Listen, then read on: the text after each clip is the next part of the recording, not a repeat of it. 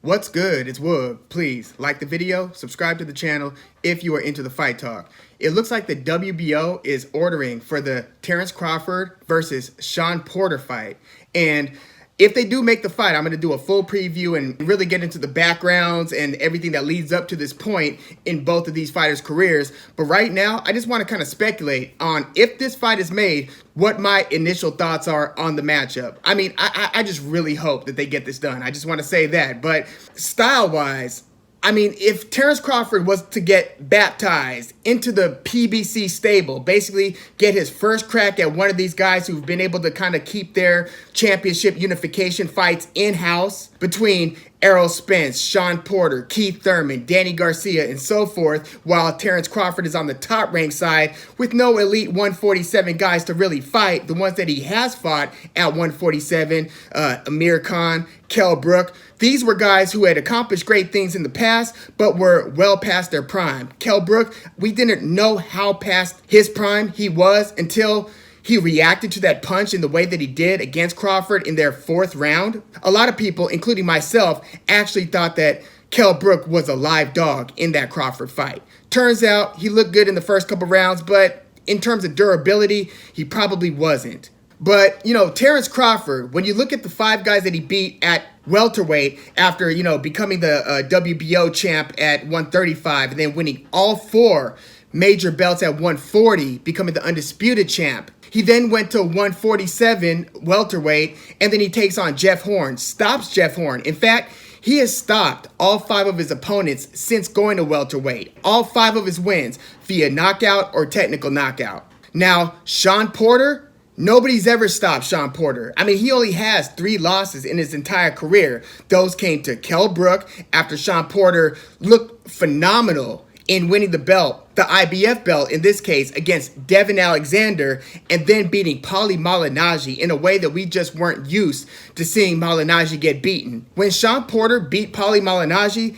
he had a lot of people's heads turned like, oh my gosh. I mean, he was looking like a Gervonta Davis-like fighter in the way that he just completely annihilated Paulie Malignaggi. But, you know, since that knockout against Malignaggi that came in the 4th round, this is back in 2014, Shawn Porter only has 1 other stoppage win. That's in the last 7 years. 1 knockout, and it was against Andre Berto in a technical knockout stoppage win in the 9th round. That was about 4 years ago. So again, 1 stoppage or knockout for Shawn Porter in the past 7 years, where, again, when you watch that Porter versus Malignaggi fight, a lot of people thought that this was going to be one of the most destructive forces at welterweight. Now, he turns out to be among the most durable guys at 147, but I can't say the same about his destruction level. A lot of people think that the way that he jumps into the pocket, he kind of smothers his punches. He's not really landing on the sweetest spot in the punch when he's hitting guys,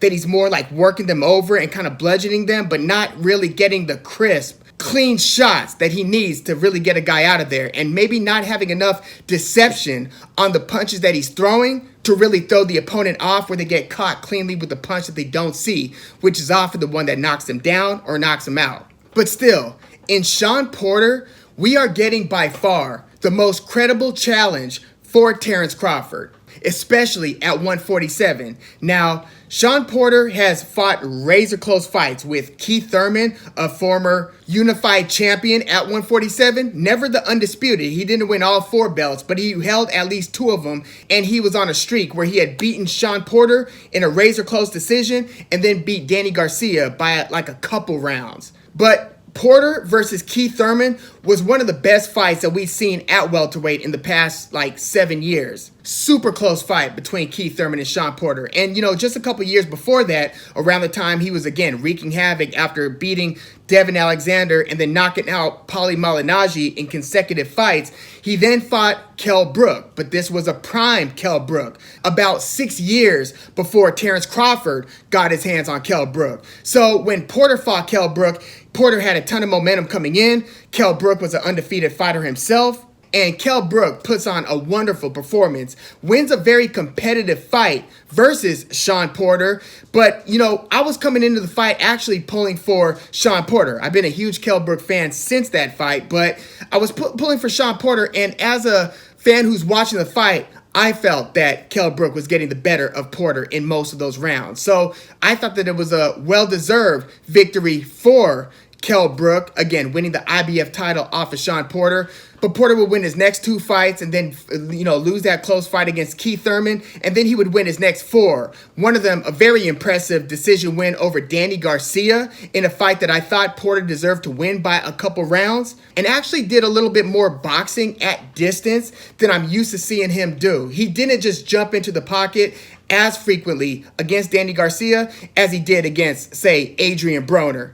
So that fight against Danny Garcia had me looking at Shawn Porter a little bit like he was a little bit more of a sophisticated fighter than I would have given him credit for in the past. Again, impressive decision win against Danny Garcia, and then he fought Yordenis Ugas, and I thought Ugas should have actually won that decision against Shawn Porter, but they called it a split decision win for Shawn Porter. I thought he kind of got let off the hook a little bit on that one, but it was a super competitive fight against Yordenis Ugas. And then Shawn Porter fights Errol Spence J.r., and it's one of the toughest fights Errol Spence has had. Maybe the closest fight. No, definitely the closest fight Errol Spence has had. You could argue that maybe Kell Brook pushed him a little bit. Nah, I can't say Kell Brook. Kell Brook looked really good against Errol Spence in the early rounds, but by the middle to late rounds, Errol Spence was kind of seizing control of that one, whereas Shawn Porter pretty much fought Errol Spence competitively for the entire 12 rounds. Split decision win for Errol Spence. And I think that the difference in that fight was that late knockdown of Shawn Porter at the hands of Errol Spence. So then that fight was all the way back in September of 2019. Shawn Porter's only had 1 fight since then, and it was against Sebastian Formella. So this is about as inactive as I can recall Shawn Porter being since he started moving up the rankings as a professional. So I don't love that aspect of him coming into this fight against Terence Crawford. What I do like is that, Shawn Porter is somebody who will pretty much stay in your chest for the entire fight. He's jumping in and out, and he's throwing combinations, trying to roll with the punches as he's taking on the incoming fire, but he's letting his hands go to the body, to up top, and he's basically just outworking his opponent. He's got a good jab, but not a great jab. His thing is more, again, his athletic ability to get in and out of the pocket, throw his punches, and basically throw more punches than the opponent, kind of work them over into the corner or into the ropes, and that's kind of his thing, and his gas tank is phenomenal. So here he's going against somebody who likes to switch stances, who likes to spend the first couple rounds kind of giving up the rounds sometimes. I've seen Terence Crawford lose early rounds to, Mean Machine. He almost got he should have gotten dropped, ruled a knockdown against Mean Machine Kavyaskis. He lost some early rounds I thought he lost a couple early rounds against Amir Khan, against Kell Brook, against Yorkis Gamboa. Terence Crawford will take some time to kind of figure the opponent out and then decide, which stance he should go with. He'll usually start going to southpaw. I actually find him to be much more effective at southpaw than in orthodox, but he's, in switching the stance, he's giving his opponent a different look. So the power punch, for instance, he hit Kell Brook with the lead hand, right hand, shortly after switching stances to southpaw, where now your jab hand isn't your left hand, it's the lead right hand, but he was able to throw a power lead right hand, kind of a hook jab. It was sort of weird, but he's able to make adjustments better than just about anybody in the sport right now. He's definitely on the short list in terms of the best fighters at making adjustments. So what does that mean for Shawn Porter? If Shawn Porter kind of has the same game from the first round to the 12th round, should Terence Crawford be able to figure that out and to be able to either take a step back, switch stances, switch the hand that he's leading with, and to be able to basically hit Shawn Porter in a way that, to this day, only Errol Spence was able to catch Shawn Porter in that way. Now, I know Adrian Broner knocked Shawn Porter down in the beginning of the 12th round in a fight that Shawn Porter would go on to win via pretty convincing decision, but I mean the type of knockdown where it's like you're wondering if the guy's going to be able to be okay for the rest of the fight. Errol Spence knocked the hell out of Shawn Porter with that punch. And you would think that somebody as calculated as Terence Crawford, given the amount of time and the amount of looks that Shawn Porter is going to give him by jumping in, staying in his chest, letting his hands go, Terence Crawford seems like the guy who's going to make you pay for that eventually. I mean, when they were talking about making the Terence Crawford versus Manny Pacquiao fight, I was kind of saying if they make this fight, I'm actually going to go Terence Crawford via stoppage against Manny Pacquiao, whereas my early thoughts on Errol Spence versus Manny Pacquiao is I think Errol Spence is going to win, but via decision, not via knockout TKO like I thought that Terence Crawford was going to pull off. But that's because of his accurate sharpshooting and his relentlessness to want to kind of get dirty, be willing to even take fire and take some punches that he doesn't need to take to be able to administer even more pain. That's the thing about Terence Crawford. You see a lot of the sweet science guys, and the technical guys are often the guys who don't want to take the punishment and are able to fight in a way where it reduces risk on their end. Terence Crawford is one of these rare guys who have the skills to be able to fight like that, I think that he's good enough defensively where he doesn't have to take some of the shots from some of these guys that I've seen him take. Different fighter, but Timothy Bradley was also a guy who I thought that when he fights at his most technical, like his fight against Juan Manuel Marquez, where he just pitched almost a perfect game against Marquez, but fought in a technical way where he was barely getting hit and he was just outboxing Marquez round after round after round. But you would see Timothy Bradley in some of these fights where he's just fighting a more Shawn Porter style of fighting, like the one he fought against Ruslan Provodnikov, one of Bradley's most brutal brawls that he's ever been in. Go watch that fight. I believe it was a fight of the year in the year that it took place. But Bradley, like Terence Crawford, I believe are some of these guys who have some of the skills to fight more defensively responsible fights, but are willing to mix it up so they can hit you more often. But unlike Timothy Bradley, who didn't get a lot of knockouts and stoppage wins once he got into the elite levels, Terence Crawford at 147, as he's moving up in weight, appears to be stopping more and more guys. Again, he stopped all 5 of his 147-pound opponents. But my initial thoughts with Terence Crawford versus Shawn Porter, I think that Shawn Porter is actually going to give Terence Crawford a bit of hell. And, I've been wondering who's going to be the guy to put Shawn Porter's lights out. I was always thinking somebody's going to catch Timothy Bradley, especially after that Ruslan Provodnikov fight.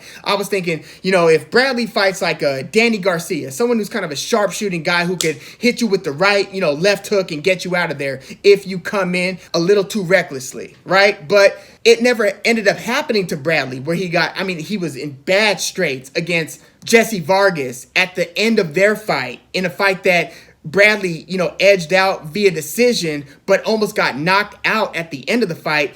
But it never really caught up with Bradley. And it hasn't caught up with Shawn Porter somehow. Terence Crawford is one of these guys who it could catch up to you against.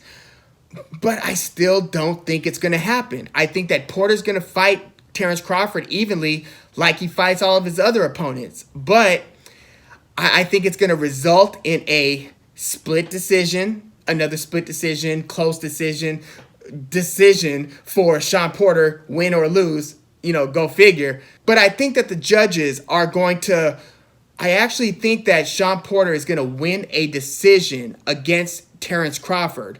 I don't think Terence Crawford's going to get Shawn Porter out of there. I know Terence Crawford likes to administer pain and wins most of the rounds that he's in. Like, it's not that he's not a great round winner. He beats guys by decision and by knockout. He's one of the best pound for pound in the sport. But style-wise, I feel like if you don't make the adjustments and start working as hard against Shawn Porter, because if you're not going to knock him out, you got to outwork him or you got to totally outclass him where it's obvious to the audience that, he's getting outboxed. Keith Thurman is about the best we've seen at doing that. You could say, Errol Spence. Well, actually, let me take that back. Kell Brook was the best at doing that against Shawn Porter. But Keith Thurman edged him in the sweet science department, got the decision win. I don't think that Terence Crawford is going to get busy enough against Shawn Porter to where the judging is going to favor Terence Crawford. I feel like I don't want to get into conspiracies and who most of the powers that be are siding with. I don't want to get into that PBC versus Top Rank, who's going to be judging, who's going to be reffing. I don't want to go there. I just want to say, based on the styles, I can see judges giving the decision to Shawn Porter and blessing him based on the work ethic and the fact that he did endure the 12 rounds and wasn't knocked out against Terence Crawford. But man, it's going to be a lot of risk here because Terence Crawford does catch people pretty damn cleanly. And boy, if he stops Shawn Porter, that will leapfrog him into the we need to see him against the winner of Errol Spence and Manny Pacquiao. Because again, nobody has stopped Shawn Porter. I don't think it's going to happen with Crawford versus Porter, though. But yeah, let me know what your early thoughts are on this fight. I really, again, I hope that they make this fight. It'll be not only because it's a championship fight and it's giving Terence Crawford a phenomenal opponent at 147, but because this will require a cross-promotional effort, and hopefully this will kind of loosen up I doubt that this is the case, but loosen up the stronghold that PBC has at 147. It's also very possible that Terence Crawford eventually leaves Top Rank and goes to PBC, but we'll see how that all plays out. But please, leave your comments in the comments, like the video, subscribe to the channel if you are into the fight talk. I'm Woog. Thanks for tuning in.